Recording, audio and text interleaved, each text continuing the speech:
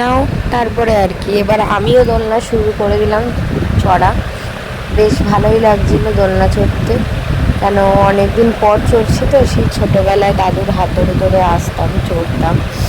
তো তারপরে সবাই বসে আছি, বসে বসে বন্যাদি রান্না করছে, অর্জুনদা দাঁড়িয়ে আছে, আমি আর আমার বর একটু ভিডিও করে নিচ্ছি।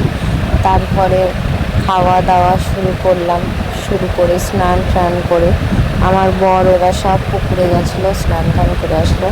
তারপরে বিকালবেলা তো জোর তেড় বৃষ্টি, আর যেই 7টা বাজে, 7:30 তখন আমরা সবাই রেডি হয়ে টোটোতে বসে পড়েছি। আমি ক্যামেরা অন করলেই আমার বর ঘুমিয়ে পড়ে, তো সেটা বড় কথা না। তো সবাই মিলে টোটোর মধ্যে বসে ভিডিও করে নিচ্ছি, ভিডিও করছি। এটা হচ্ছে বাড়ি থেকে বেরালাম, টোটো থেকে নেমে তারপরে একটা ট্রেন ধরেছি, ওই ট্রেন থেকে নেমেছি শিয়ালদা, শিয়ালদা থেকে আবার ট্রেন ধরে তারপরে নামলাম দমদম ক্যান্টনমেন্টে নেমে অটো করে বাড়ি এসেছি পাক্কা 11টা।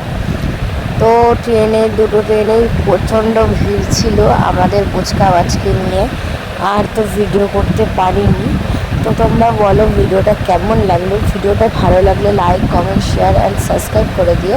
আর যারা ফেসবুক থেকে দেখছো তারা প্লিজ একটু ফলো করে দিও। আর যারা ইনস্টাগ্রামে আইডিতে যেতে চাও তাদের বলে দিচ্ছে, আইডিটা হচ্ছে কিউট কুচু এস।